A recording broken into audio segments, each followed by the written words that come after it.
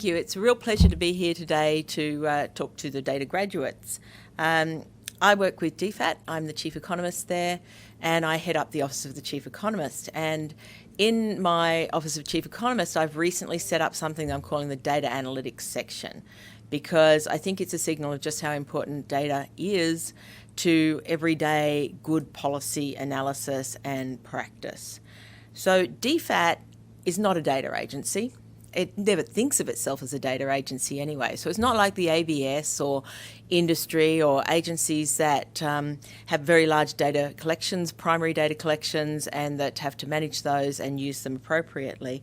But we are a data agency, we just haven't realised it yet, because data is what we use to inform our decisions, we use it to work out what the priorities are, and we use it to support service delivery. So what I want to do today was take the opportunity to just tell you a little bit about how data is used within DFAT, and then some of the things that the Office of Chief Economist is doing to try and strengthen the ability of DFAT staff to use data in really effective ways. So I'll give you an example of consular. So we don't have a lot of administrative data collections. Administrative data collections, as you all will know, are where government collects data for particular programs and management, but then you're left with this really rich data resource that we can use to for a whole bunch of analytical purposes that give us a lot more insight than we'd have otherwise. So with consular data, we have passports, so we know all the Australians who have been issued with a passport. We also try and have lists of everybody overseas, so when you travel, ideally you will register, and so you'll register on the DFAT that you're overseas and we know where you are. And clearly with COVID, our consular area has been incredibly busy. And data has been really key, because we had a registration process for people who are overseas who wanted to return back to Australia, and that number keeps growing. So if you start thinking about what's the distribution of arrivals into the list of people that you're going to want to try and get back to Australia, to try and understand where that demand is going to be, we need to know where those people were. Because if you're organising extraction flights, where are you going to be able to fill a plane? So if you don't have that data, and you don't have that data well organised, it's really hard to do that. And so DFAT had that data, but it wasn't well organised, and so it's been an absolute struggle and some stellar efforts by some of our staff, and I've now pinched one of them for the Office of Chief Economist, so I'm very pleased to have him involved, but they pinched one of my really good grads actually to go and work in that area. So they were able to start putting together this data in far more useful ways, and then also use it to communicate to government where we were at. So how many people were on the list, who were we getting home, where were we prioritising? And then if we had had the data really well organised, we would have been able to add additional value. So you can add additional layers, like where are the COVID risks highest? Where are there, what do we know about the data about when we book a plane that the people are likely to actually turn up and get on it? So we need this sort of additional data. What is the COVID risk of those people likely to be coming in, because we know the COVID information of the areas that they're living in. So once you've got a really well organised set of data, you can add additional layers of data to try and understand where you are going to, what is the best policy option and the best way of managing things. So consular data has been really critical in DFAT's being able to bring Australians home. And if we had had really well organised data, we could have worked out with all the state caps and the like, how we could have tried to optimise the number of people we bring back given those state caps. So, and we could have worked better with the airlines. We've worked very effectively with the airlines to try and bring people in, but if you've got well-organised data, it just means you can do it a lot faster, chew up fewer resources of people who are trying to put data together in spreadsheets, make less mistakes, because your data is well organised and you're using code rather than spreadsheets with formulas in them to try and work things out, which can get a little unstable, as you all know. And so it's really a valuable thing that we're looking to do in the future, is have our consular data much better organised so that we can actually add a lot more value to it and be much more responsive by being able to just get there faster in terms of the information we need. Another major area of data which sits firmly within the Office of Chief Economist is our trade and investment data. And so trade and investment data is collected by the ABS. Very interesting data. We get it at a fairly disaggregated level. So some of it we then confidentialise by clumping it up a little bit so that when we make it available to people, you can't identify the particular firms involved, which is an important part of good data management. I should actually mention, just thinking about consular data, well organised is really important, but privacy was key. So maintaining the privacy of the people who are in that data system was actually also super critical. So we can't ever forget that. And confidentiality is another aspect of data when we're looking at data that is around businesses and the like. So what we're doing with this data is we provide generally just a baseline understanding of where we're at in trade and investment in Australia. So for all our, sort of the ministers are very interested in this. All the policymakers are interested in where we're at with how our trade and investment is going. And we then understand what our relationships are with the rest of the world. So if you're looking at sending a delegation to a particular country to negotiate a trade agreement, your starting point is, what's our current trade with them? What's our current investment with them? If you don't have that data, you can't answer that question. So a lot of what we do is provide that kind of baseline starting point data. And so we then start adding layers of analysis on top of that. Interesting questions we've got, like the China-US trade deal. So you had this wonderful trade deal between the China and the US where they had these great targets of how much trade was, China was going to buy from the US. And we looked at it and we went, oh yeah, that'll be really interesting. And so we've been monitoring it. But we're not just monitoring how much China was actually achieving the targets of the agreement that it set with the US. We're also monitoring whether that has had any impact on Australian trade. So have we had trade diversion? Have we had, buying US meat and not buying Australian meat? And then if they do that, where does that Australian beef go? Does it go into other markets that the US had previously been supplying or not? So trying to understand and unpack can only be done by tracking through the data. We also access the Global Trade Database, which is a big database where pretty much you take the kind of ABS Australian data, but you get it for every country. Fascinating trying to match exports from Australia to a particular country with what they think they're importing from Australia. So data is always really interesting about what does that tell us about how they count things? What does that tell us about how we're counting things? Can we align the two and work out what the differences are? And that's a very helpful thing to do. And in fact, with economies that don't report particularly accurately, some of that data of what we know we're giving to them is really valuable, because that's how, if we know all the other countries who are giving something or exporting something to them, we can work out what's actually much more likely to be going on in those economies. And that tells us a lot of things. So that tells us things around what are the industries that are growing in those countries? What are the industries that are contracting in those countries? So you get a lot of information by understanding the data that you've got in place. Clearly, China's trade actions, another really interesting area in terms of trade data. What has happened to the barley that we used to export to China? In fact, it's gone elsewhere. So then you can ask the really interesting questions of which markets did it go into, right? So we saw this lovely sort of big fall in exports to China, but a big rise in exports elsewhere. But what was then the price penalty that the suppliers, the farmers suffered as a result of losing that Chinese market? So it helps us ask the right questions, and it helps us answer a lot of those questions as well. And it helps us to go and work out where we should be targeting things. Supply chain vulnerabilities. That's a really tough one to unpack, because you've got to look at the links of where did we import stuff from, but where did they import the inputs into it from, and are they also dependent on one supplier somewhere?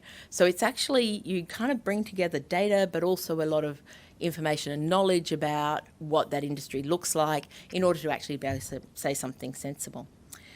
The third area of data that we look at is really supporting our development assistance program. So Australia has a $4 billion a year program of official development assistance. The government recently expanded that considerably to support vaccine distribution in in our region, in the Pacific and into Southeast Asia, but also to help with recovery. So monitoring the ODA spend is a huge source of admin data. So we have a program called AidWorks, and it's not just contract management, but it also monitors performance. It monitors the risks. So you're collecting data around every project, reports back on a set of safeguards around child safety, around child labour, around, other sorts of health and safety risks, around corruption. And that gives us a really interesting source of data to start doing some analysis.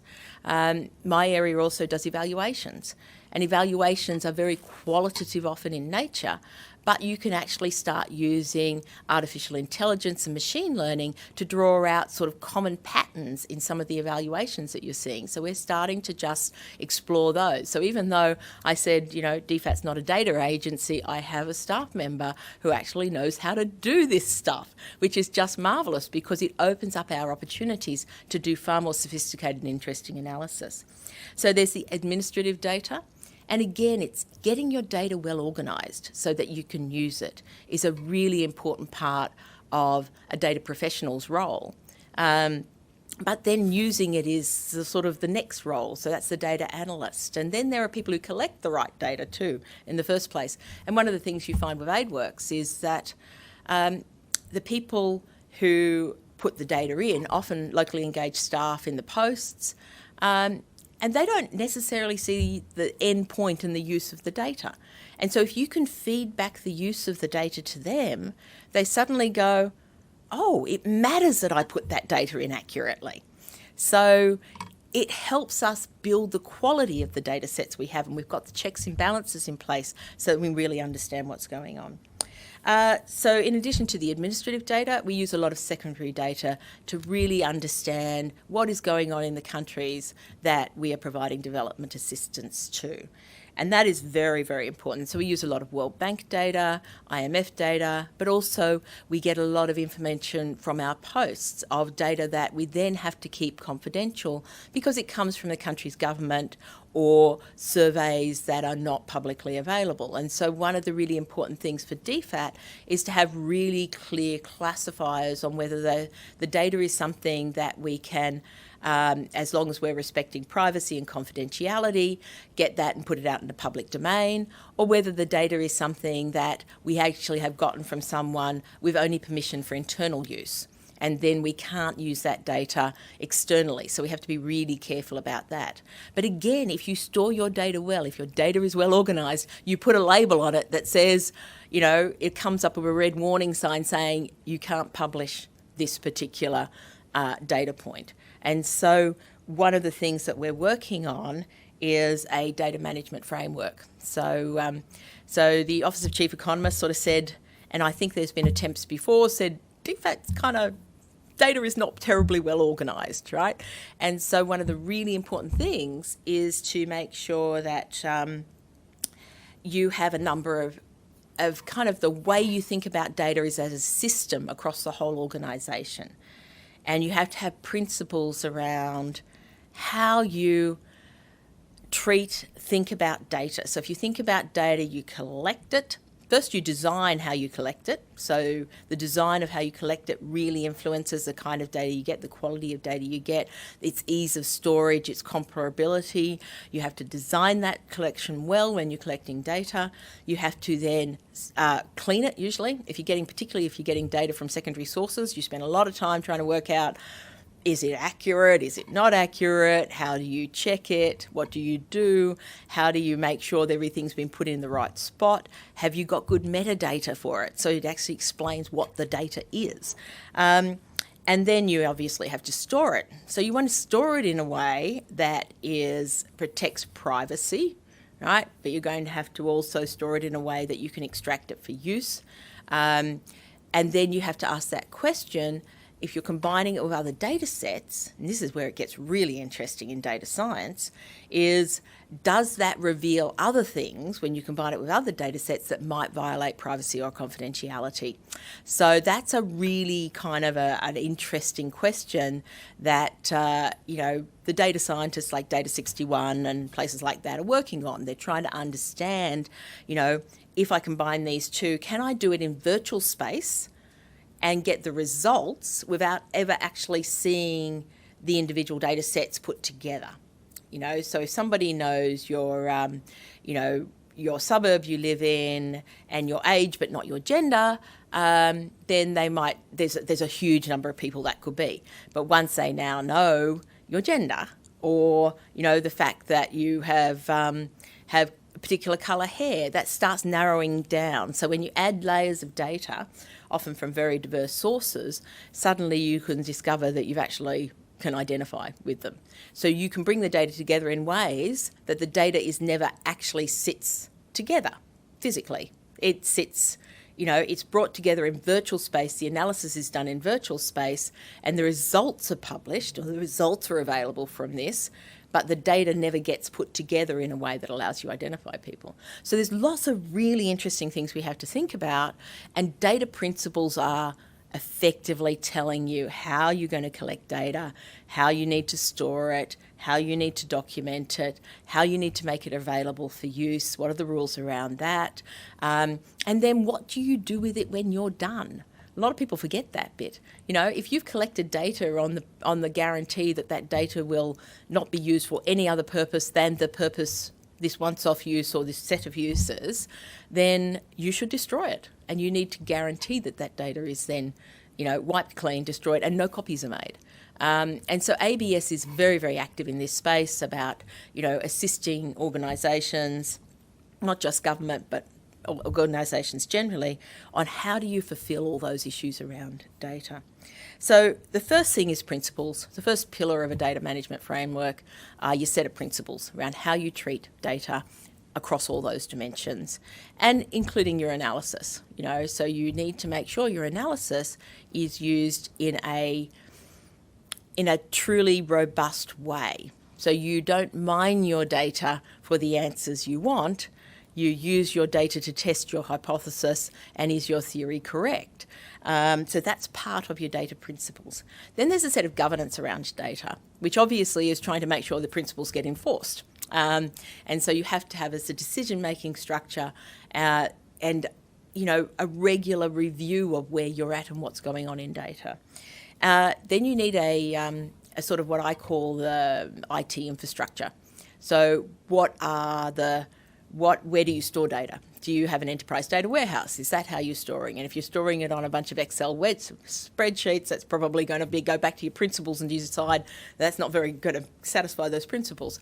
How are you going to store that data? What are the protocols around actually extracting it?